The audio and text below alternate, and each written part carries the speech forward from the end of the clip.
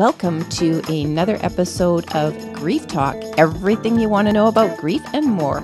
I'm your host, Vonne Solis. Today's guest is a former secondary ed teacher turned screentime navigator. We're going to be welcoming Andrea Davis, who is the founder of Better Screentime, where she shares family-tested ideas from the tech trenches as a mom of 5. Andrea is on a mission to help parents worry less about tech and connect more with their kids. She and her husband Tyler live in beautiful Hood River, Oregon, where they love spending time outdoors as a family, and I can't wait to get this conversation going on a subject matter that is so important, which is helping parents protect their children from tech troubles. Welcome to the show, Andrea. I am so happy that you're here, Andrea. I've been really looking forward to this conversation.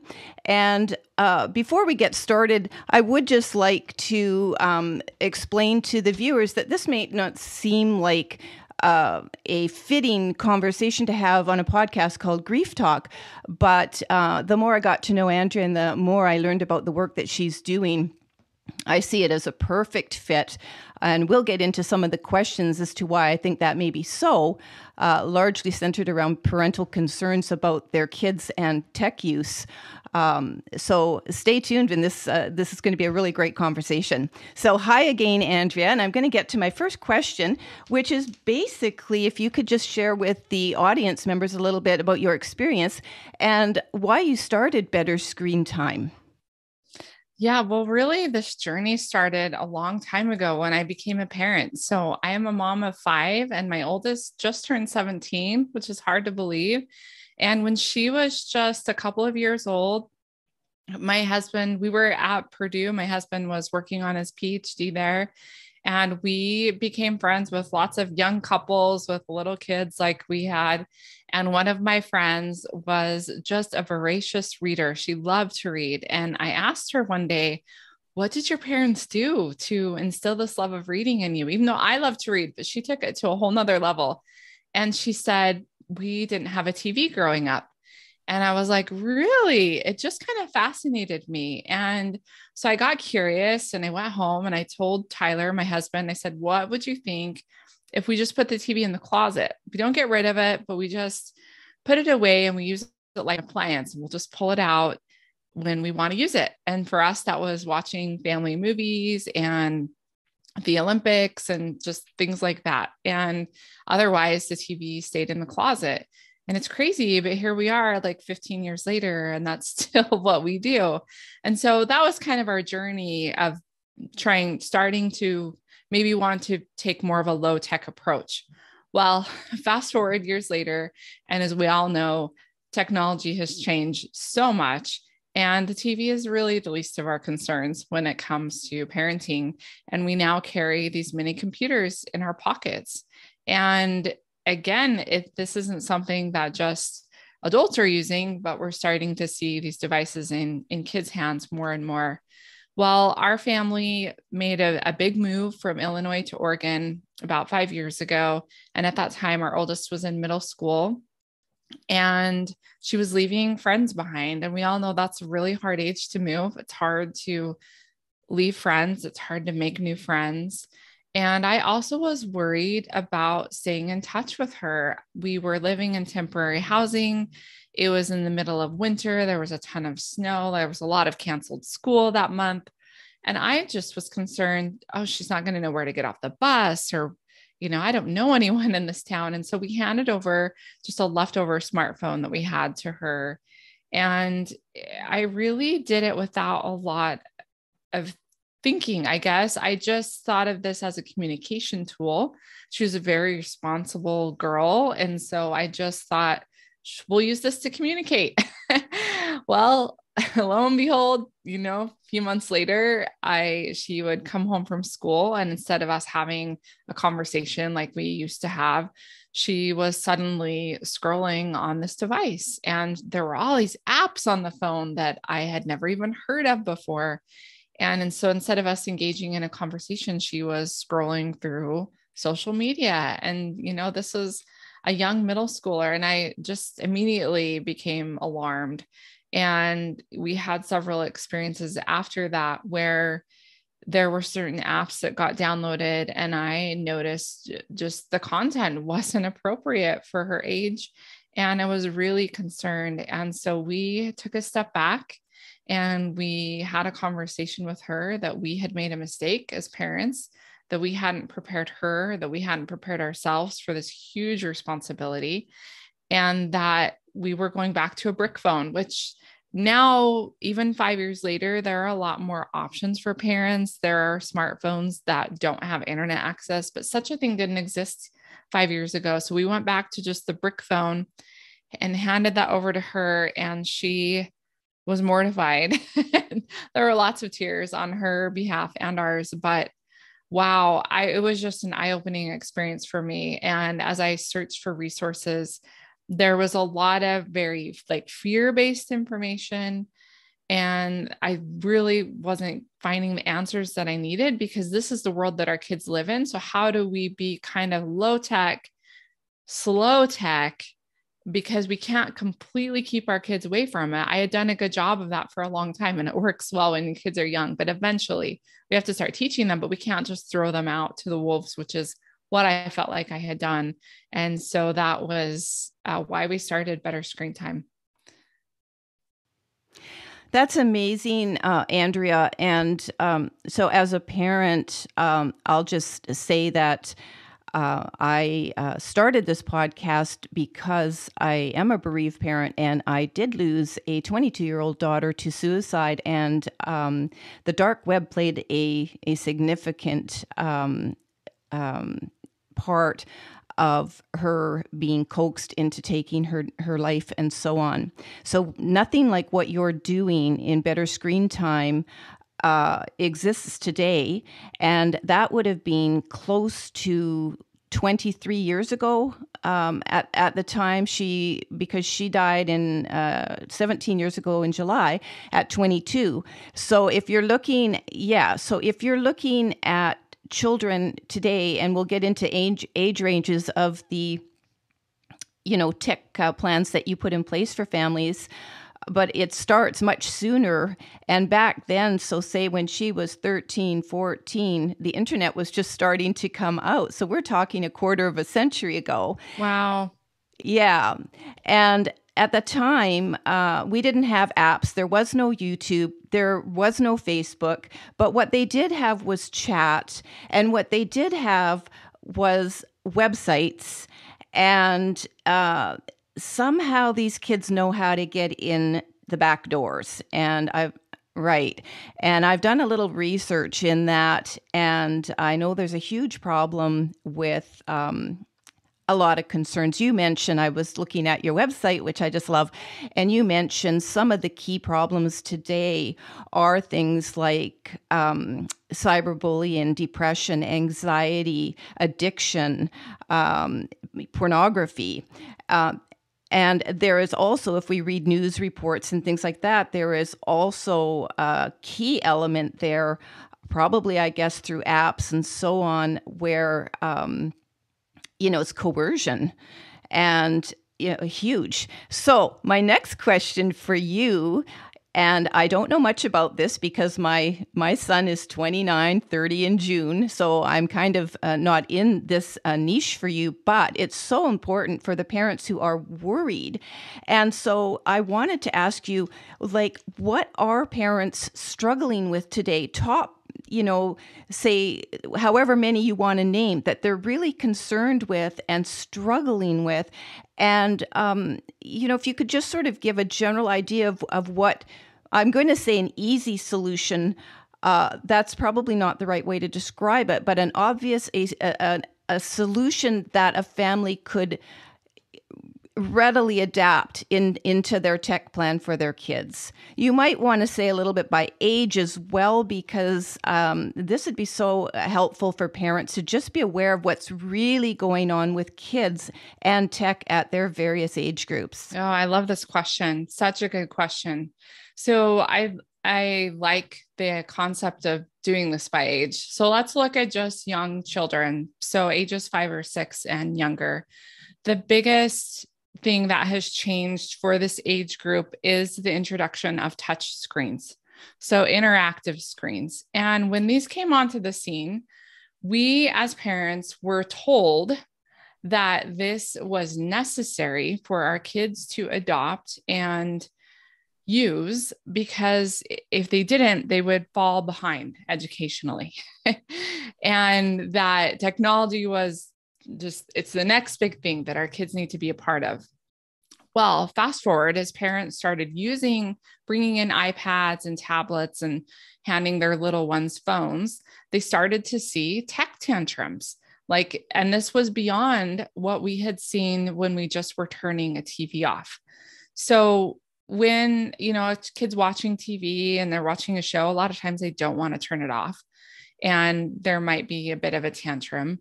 But when you try to pull an iPad away from like a 3 or a 4-year-old, it goes to a whole nother level. And as time has passed, scientists have done a lot of research on this. There's a great book called Reset Your Child's Brain by Dr. Victoria Dunkley. And they have specifically studied the difference between these interactive screens where we're touching the screen and just watching watching a show on TV. And what happens is when young children, especially, are engaging on these interactive screens and they're swiping and touching, it's spiking the dopamine in their brain. So it's very much their heart will beat faster. Their brain will be moving faster, like everything. They're just that much more engaged. And at such a young age, they don't have the ability to regulate the time spent, their emotions, and all these things. It's just way too much.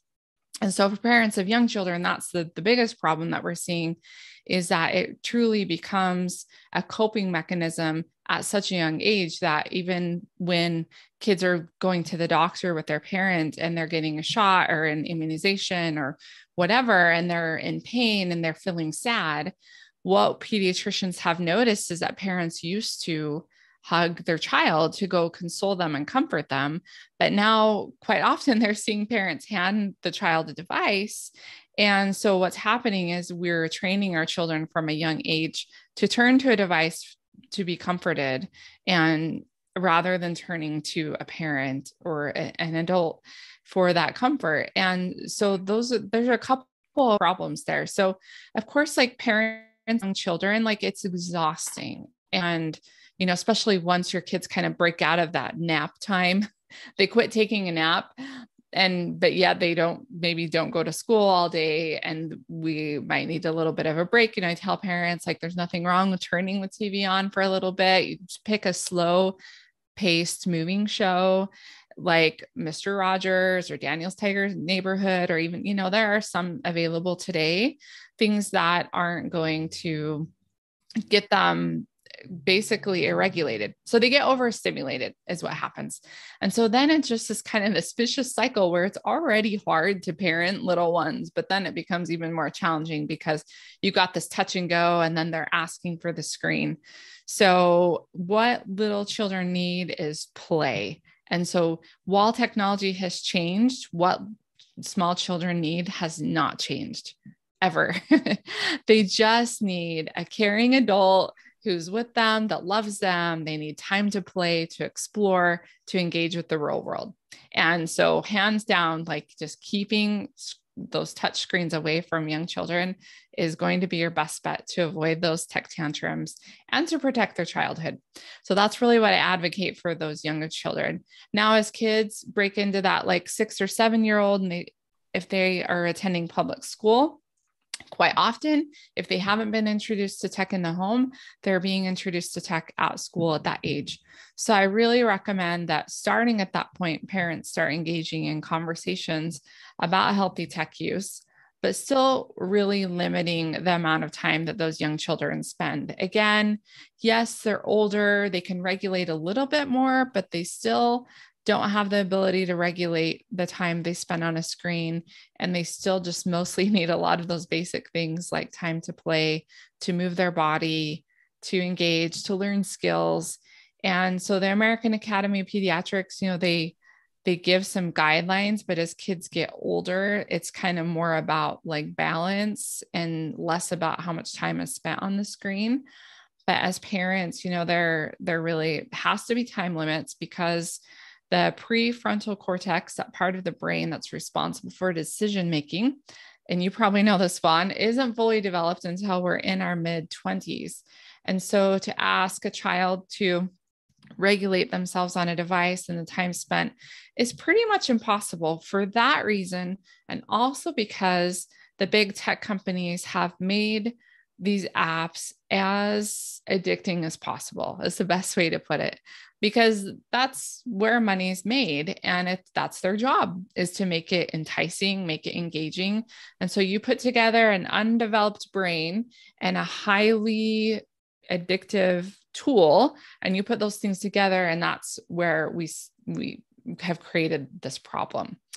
And I think what's challenging is that tech isn't all bad, that there are a lot of good uses of tech. And so that's where we run into these challenges. But as kids get older, and they're moving into adolescence, we do have to give them a little bit more freedom, but it has to be very guided.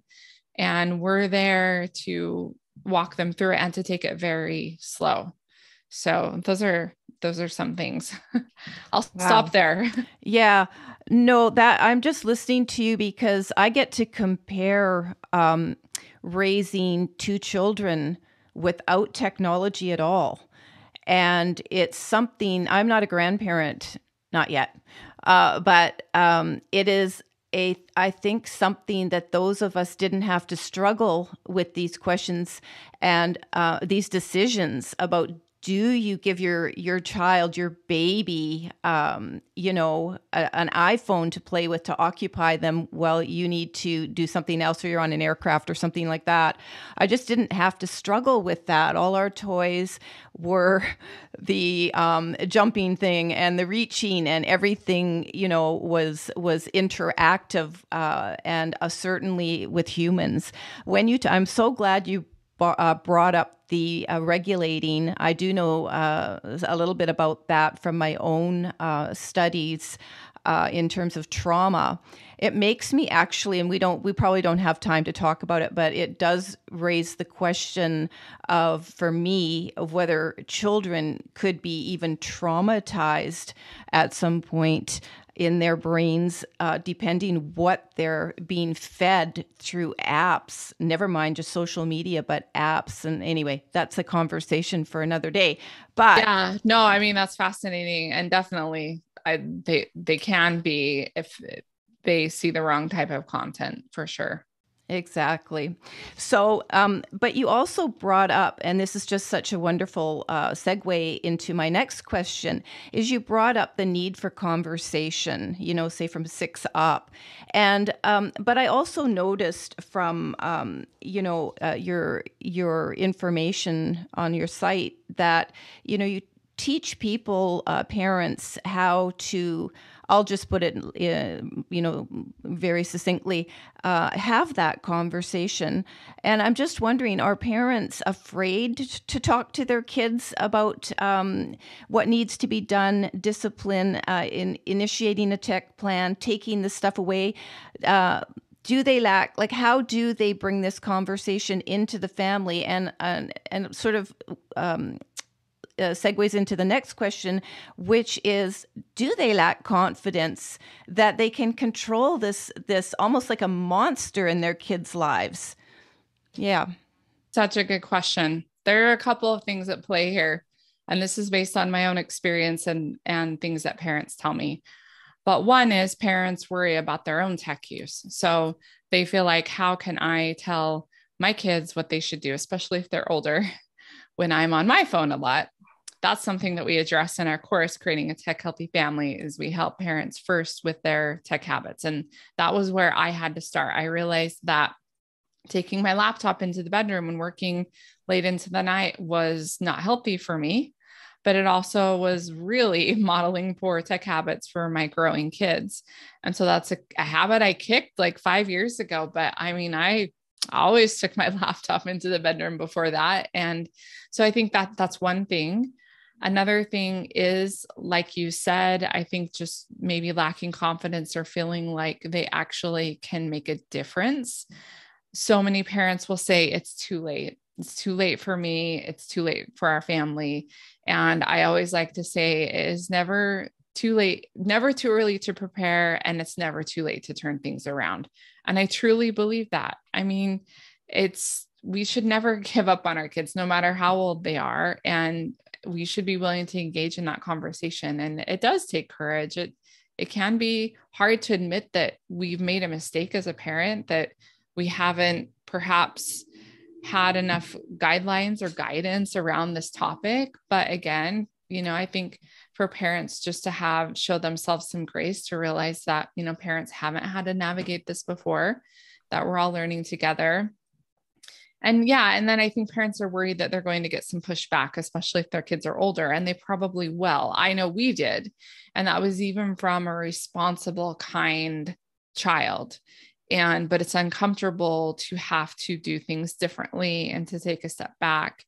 And then I think the other issue is time. Parents, we feel like, we just don't have time, that we have to make sure we're feeding our kids healthy food, that we signed the paper that had to go back to school, we're driving so-and-so to soccer practice. And so in our minds, I think we convince ourselves we don't have time to engage in this conversation. But what I've realized is that in the long run, it saves us so much time, because if you can be proactive and make a family tech plan and engage in these conversations ahead of time, then in the moment when kids are like, no, I want to download this video game, or I want to spend another hour chatting with my friends, or whatever it is, then you get to go back to that family tech plan, those conversations that you had, and like, no, look, we talked about this and this is why, like, now it's time to go get outside and go ride your bike, or let's make dinner, or, bringing the kids into what you're doing. Again, we just feel like we don't have time to have those conversations, but I promise, like, a 20-minute conversation ahead of the problem will save you so much time and heartache. That's great. And actually, you answered my next question, which was going to be about busyness. And you really answered that beautifully. And I can relate to that. But what I will add to that is two things I'm curious about. When you implement or create and tech plans for families, and then it's their job to implement it, of course, I'm very curious. I maybe have three, but we'll see about that. So I'm very curious about one, at the point that the parent comes to you and says, we need help, in the context of what you just said about there's a group of parents out there also that say it's too late for us. So at the point that they come to you, what are they most struggling with or worried about? And I'll leave it at two questions. My second question is, do you encourage families at age-appropriate, at age-appropriate children to agree to the tech plan as well, so that it becomes a very family-type contract? Great questions. So the problem that I see typically when parents are coming and saying, oh, it's too late, is that their child or teen has disengaged from the family. Like, they would rather be in their room playing video games or on social media or watching YouTube than coming down for dinner or going to the park with the family or on a bike ride. Or the child, that's one issue. The other issue is just they've really hit something bad has happened. So either they've discovered that, their son has been looking at pornography for 3 years and they never knew it, and that it's become very consuming and a problem. And so something like that, or they find that their child's being cyberbullied or engaging in conversations online with people, with strangers. And so it can be either just those red flags where the child is disengaging from the family and really there's that lack of connection between the parent and the child, or they've discovered something that they didn't know about. Either they found it or the child came and told them. And so that's not a great feeling. And then to answer your second question, so as far as creating a family tech plan, when we had this experience with our daughter, I kind of panicked. I did panic. And so I started looking for resources online, and there were a lot of like pre-made family media plans you could just print out. I won't say a lot, but there were some. Again, this was 5 years ago. And then there were just a lot of other people's rules. And that was helpful for me to just kind of get an idea of where we needed to start. But what I did then is I talked to my husband, and then I just laid all the rules out to the kids, and they were like glazed over, shoulder shrugging, like, wow, mom is really like panicking about nothing. And again, so then I realized, oh, wow, okay, so I'm parenting from a place of fear right now. And that's never a good, it's never good to parent from that place. And it took doing that for me to learn that instead we needed to make these decisions together as a family. So I could still bring all that knowledge and research that I had discovered and found, and also my own inspiration as a parent, like ideas that I had. I could bring that to the table, but what needed to happen instead was a conversation with my spouse and with the kids all together about what our family tech plan should look like. And so that's really what we started, and what I share on our website, and both in we have a discussion guide on Amazon where I guide parents through that. And then our course kind of is taking it to the next level, where I'm helping really do a lot more hand holding, and I include the research and that kind of stuff, because I really couldn't find that out there, and just felt like that's what was lacking. But yeah, getting the kids on board is so important, because then there's buy-in, and that's really important. Yeah. I wanted to follow up a little bit on that, because when you talk, I think it's great getting kids buy-in. And I think that, I was raised having deep conversations, mostly with my mom, and she's passed now, but, she always, I remember vividly as a child, we would talk about something I maybe was complaining about or wanted to do, and we would talk about the consequences, and then she would let me choose.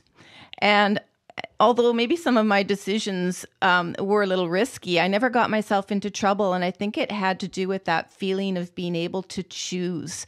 I mean, obviously there would have been oversight, but today's world, it's like, it could be really scary. But I love what you said about you decided to change from parenting in fear to parenting from a place of connection and empowerment. Confidence.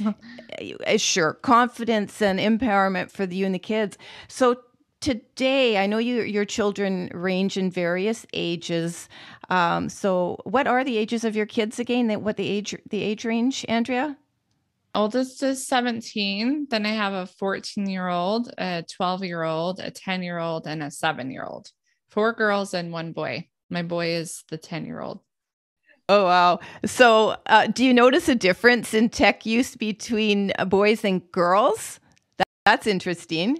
Yes. Not only as much in my own home, but as I talk to other parents in general, as kids get older, boys tend to gravitate more toward video games and girls more toward social media. And that's just, I think the girls tend to want that connection, and they like the photos and all of that. And the boys like competitiveness, and that's how they like to get together with their friends. That being said, we don't do video games in our home, and my son is okay with that. I know it's how many of his peers are interacting and engaging. And so sometimes that can be a little bit of a lonely road, but it's a choice that we've made together as a family. And he doesn't really care so much. That might not always be the way, but right now he's really into plants and outside and art, and he just has other interests. And so for me, I've just tried to really grow those interests and try to, get him to be interested in those things and give him opportunities to do those things. And we just don't talk about the video games. But I will say that, girls, yeah. And with the girls, it's like, oh, I want to get online and look for clothes. That's what it is for my teenagers. Or there's just different things that they want to do online. I think boys, it is definitely more like YouTube and watching cool videos of people doing amazing things on YouTube. It's just, they engage in different ways for sure. Yeah. Yeah. So I was going to ask you, we're coming to the end of what we're going to talk about, but it's been so interesting. But so I was going to ask I mean, I know it's probably on the one hand different for each family, but on another hand, it's very general. Everybody is struggling basically with the same problems, maybe just in different ways. But the same threats are out there. There might be different levels of exposure that parents are allowing their children. But I wanted to ask you, probably one of my last questions is, I was going to ask you personally what you do to continue to monitor your kids' habits, but if not on a personal level, and what could you share with parents who are listening to this and even are just starting to think, geez, I really need to get on top of this. It's not too late. But the kids are going to be exposed continuously to different stimuli and just different things that they'll probably know about faster than their parents. And so what is it you do or can recommend parents to do, even with a family tech plan, and without one, to really keep on top of it? And so I was actually really curious what you do to monitor your own kids. You all have this amazing buy-in to a family tech plan, but how do you monitor that they're sticking to it? Mm-hmm. Yes. So when we created our family tech plan, we created some boundaries to help everybody. And one of those things is keeping screens out of bedrooms and bathrooms. And honestly, if parents just want to do one thing to help everyone's habits, I say start there, because you just bring so much safety to your child's life by implementing that, because using screens in isolation can be a dangerous road. And because, as you know, there is so much sitting on the other side of the screen. And so that's one thing that's been helpful for us, especially when the pandemic started and my older kids were all doing online school. They did that for a year here in Oregon. It was a long time. And I was so grateful we had that family tech plan in place ahead of time, because nobody was ever trying to take their iPad into the bedroom. Everybody was out here in the common areas, and we just used headphones. And my husband was home working too. So there was 7 of us, and we have a small house. So it wasn't like we were all pretty much right here, but we just used our headphones, and my kids didn't even put up a fight because they just knew that's what we do. And so that's helpful, because I kind of can see what people are doing on their screen, because they're always out in the open, or they know that I could. And we've had that discussion, like, it's not, oh, I don't trust you. It's that I don't trust the internet, and that I have a responsibility. I'm your parent. And so, that's one thing that we do, using screens out in the open. Another thing is just setting up parental controls on each device. We have a Griffin router that we love that does filtering, but also we turn the Wi-Fi off every night at 10:30. And that helps me too, to not be on my device, because it can be tempting to be like, oh, I'm going to stay up and work when everybody's in bed. But that's not what I need either. And so that helps me keep in check too. Everybody knows Wi-Fi is shutting off at 10:30, and that just happens. So setting up, using your tech to help you is a good idea too, because then it's like, we've all decided on this, and you don't have to be the one policing it all the time.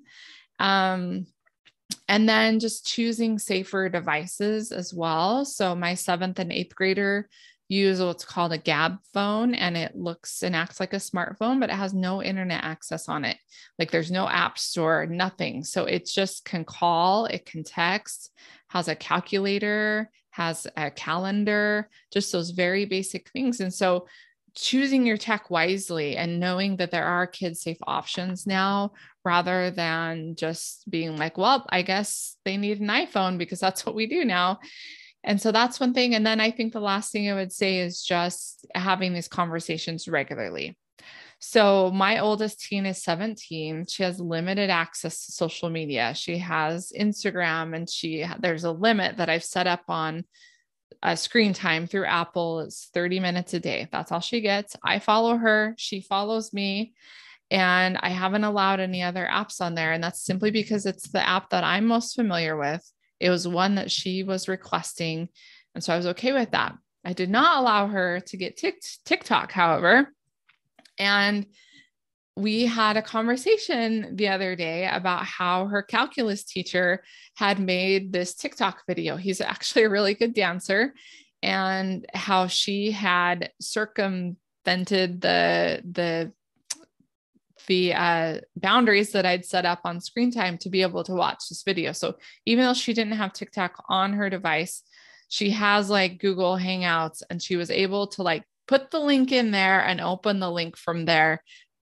Anyway, that's the thing, is that there are loopholes to everything and kids will get around it. But she told me what she did. And then she showed me the video, and it was not bad. Again, it was her calculus teacher, was fine. But I thanked her for telling me. I'm like, I said I didn't know that that was possible. I always know there's loopholes. And so I thanked her for telling me. And I said, let's be mindful of that. And could you just ask next time before you just try to get around this? And then my kids also know that, well, I can look at the devices at any time. And that's another conversation we've had. I said, we want to think that our online life is private. It's not. If you want to keep yourself from your parents, please realize that anything that went wrong, the cops, the school, Google could confiscate that information and have that information.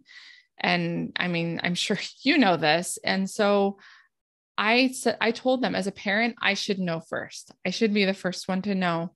And I know I'm not going to know everything. It's impossible, but we just, it's just a conversation that we keep having. And then I don't ever try to sneak looking at their phone. Like, let's sit down with my oldest, who does have a little bit more freedom. Like, let's look through your text together.